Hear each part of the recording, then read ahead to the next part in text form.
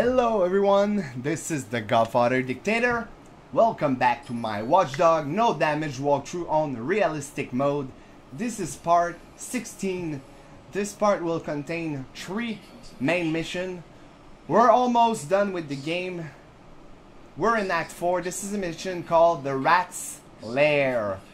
Basically, you will try to find Default, the hacker. It's actually a pretty easy mission overall. When I say that, of course, thinking about how far we are in the game for now. Here you don't have to waste time. They say search for a place to be able to hack in. So this is it, guys. Just go right here and then you will be hacking, of course, again with a little puzzle. They always give you those. And like I said, the more you progress, the harder they usually become. But this one wasn't too hard overall, I have to say. So here, you're inside the lair. But it's T-Bone that's right there. And it seems that, from what I know about PC, it looks like a motherboard. So he's talking about a prototype. A motherboard, I guess. Like I said, that would be insanely good. But you cannot keep it because there will be some enemy coming inside. After this, you will have to get rid of some enemies so that T-Bone can move away and get the fuck out of this area. And here at first I thought, because we were in camera mode, that we would have to guide him so that he would avoid the guard, but he do it alone because he's a champion. So here, lead T-Bone to safety.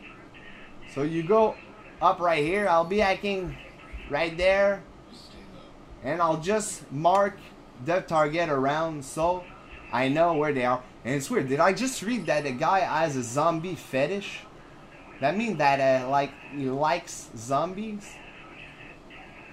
Yeah, it's pretty strange. Okay, so here you will go and cover. I will use my trusty blackout skill. And then, guys, if I didn't mention it once, I didn't mention it at all. Because this skill, if you watch the previous part, you know that I really like to use the skill, especially at night. Because the enemy, they cannot see you. So you can use that to your advantage and get rid of these pieces of shit. And once you clear the whole area, of course, you can lead T-Bone to safety, and then Default will be sending mercenary after you. That at first I tried to eliminate all of them, but I end up trying to escape instead of killing them all. Because yes, I do have my grenade launcher, but it seems that they were always coming back. So there's nothing that I could do there. So here I'm just following T-Bone because I will take the route down there.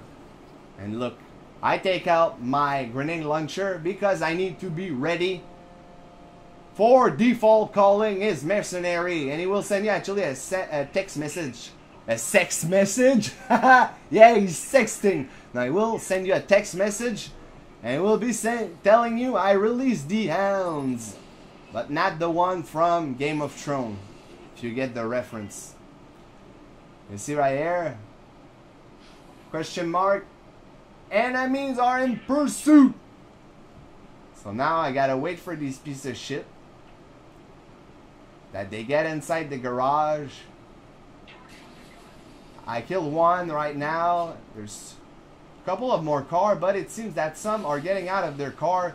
So just getting the fuck out of there, because you see I'm getting shot at right here. Well, you see, well, more you hear. I'm getting shot at. So here I will get the fuck out of there. There's more car coming. I will be killing these guys. After all of this, there's one car left. Again, more point. Now I'm just trying to see if there's someone right here outside, but I don't see anyone, so he must be on top. I will just run and get the fuck out of there. And by the way, I had a really bad news today. Well, not for me, but from one of my best friends. He actually told me that his father had 1 month to live. And I actually felt freaking bad just for him because I didn't know his father personally, but I know he had a good relationship with his father. And, well, I don't have a good relationship with my father, and I might explain later why. But I won't go into detail on this mission right now, but yeah, it's a pretty sad day for this. Because I know, I mean, once, of course, his father is dead, that he will have a really hard time for a while. But I told him as a good friend, dude, if you need me to talk or anything, I'm here for you. You can count on me. And that's what good friends are for, guys. So now this mission is done. We'll be heading for the next mission. And I'll keep talking about this too.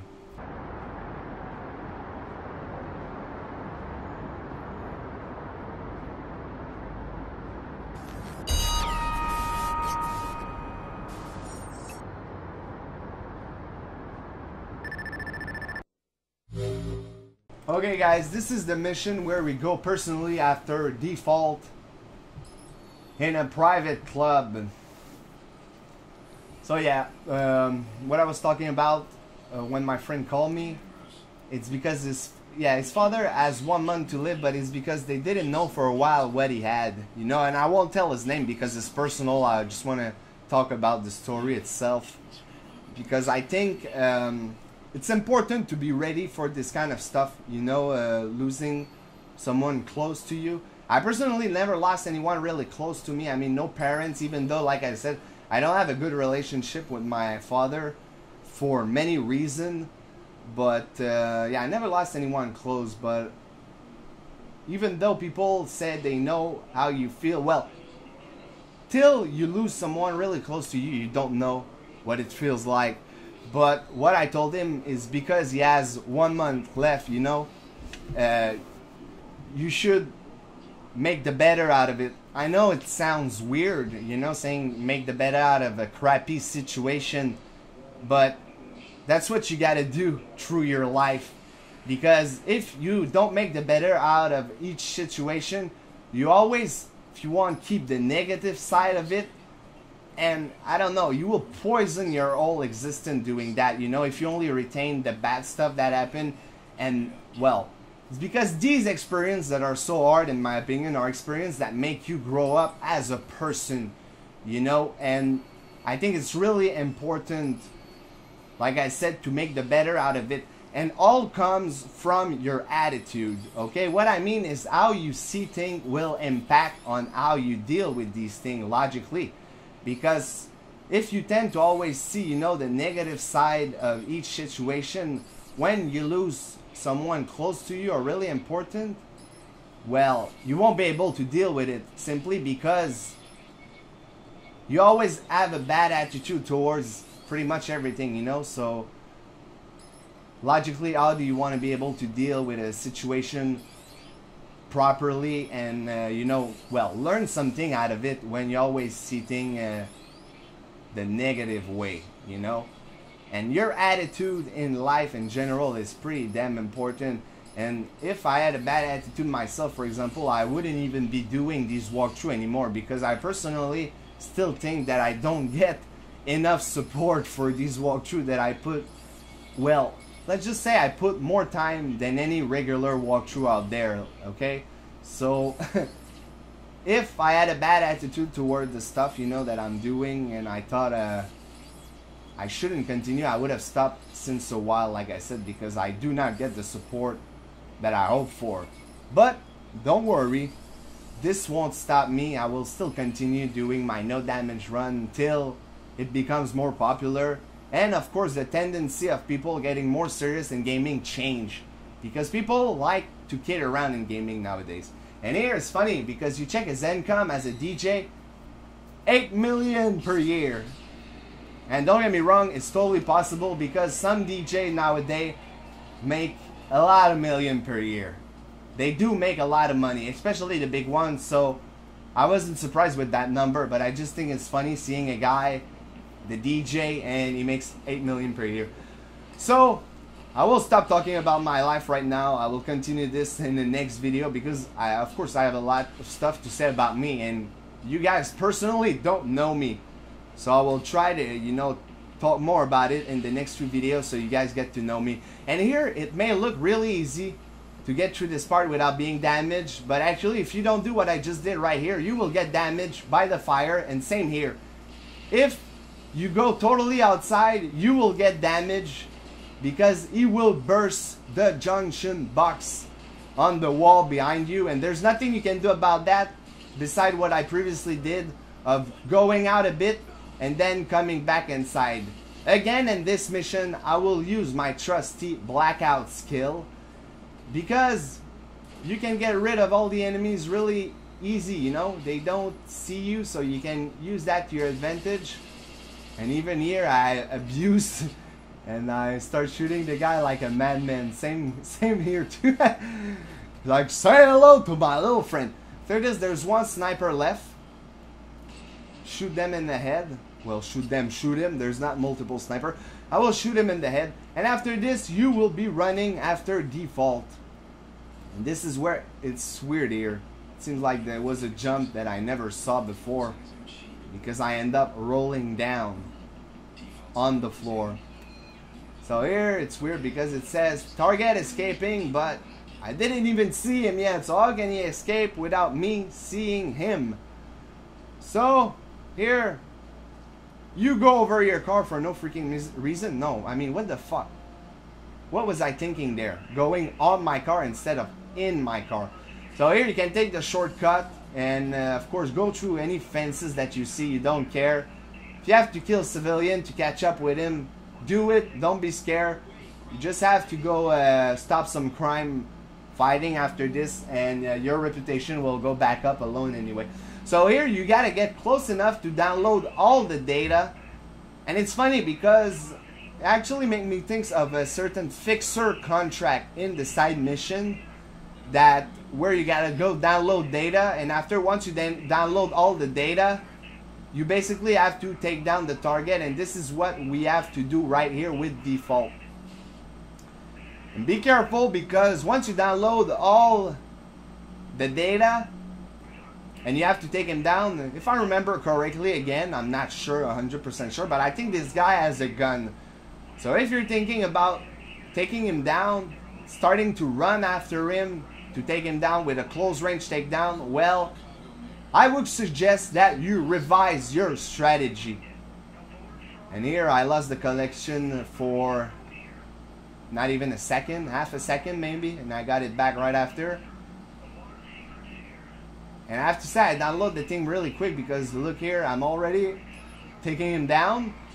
His car is down. You get out of the car, take out your sniper, you will be safer. Focus mode, and boom, headshot.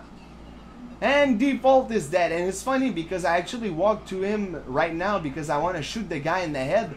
But if I would have run, I would have probably took damage, because you will see right here in like 2 seconds, the car will explode.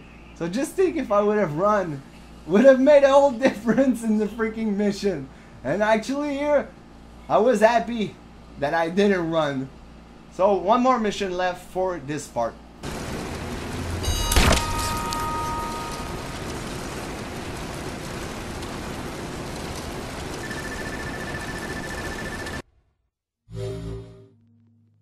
I don't know who you are. I don't know what you want. If you're looking for a ransom, I can tell you I don't have money. But what I do have are a very particular set of skill I have acquired over a very long career. Skill that makes me a nightmare for people like you. If you let my sister go now, that be the end of it. I will not look for you. I will not pursue you. But if you don't, I will look for you. I will find you. And I will hack your cell phone. Yes! This is me, Aiden, the hacker. I don't care about killing people. I just care about hacking through everything and then killing them with some hacking, like right here with the junction box. I explode the guard to finally save my sister, because she was taken. Yeah, she was taken. That's why I did that quote from Taking at the beginning. I thought it would be funny, but you can let me know, guys, No, T, you tried too hard and it wasn't funny, but I thought it fit well for this situation considering of what was happening, you know, during the game. So here you're talking with your sister. Basically what you will do right here is what you previously did with Rabbit in one of the previous chapter and Bedbug inside Iraq's building. So what is that? Well, is you had to guide them through the area at a certain point so that they can get the fuck out of there. So here, she killed someone to be transported to mental asylum. So I guess it doesn't matter if you killed him. I mean, the guy was a psychopath anyway, probably. So here, you will make her move really close to the enforcer. I know it sounds risky. Don't worry, trust me. You trigger the forklift for a distraction and you move her right away to the next area. And here, if the guy got his back turned, move her to this point right away. You see? Right there. After this switch camera, you will be moving her towards the next container. And here you see, I was fast enough to do it without waiting for the guard. And because the guard got his back turned right away, I'll be moving her right now to the next part of the area. Actually went pretty well. Okay, one guy you gotta pay attention to. Well, of course, this guy at the end, because you don't want him to spot your sister, but this guy right here, you will wait for him to move away before you tell your sister to move forward. See, he's moving away right now. So I move my sister, switch the camera, and I will use this explosive junction box again to get rid of this piece of shit. And then I will make my sister move out of there in the car. And even if the guy back there spots her, he doesn't even damage her. She has time to get out of there. And here they tell you, kill all the fixer or escape. So I will try to kill some of them. I might not kill all of them because look in the area. Fuck, there's too much enemy. So here, of course, I will be using my trusty grenade launcher that I actually missed the first shot and it looked bad as hell. But here, I didn't miss the second though. There's an enforcer right there on the left. I don't like that. I see him. I'm not sure like if it will be moving forward or coming, you know, to get me. So here, one more car. After this, I think there's another car. But here, I actually have no idea what I will do. Actually, I don't remember at all. I'm looking to see where the car is.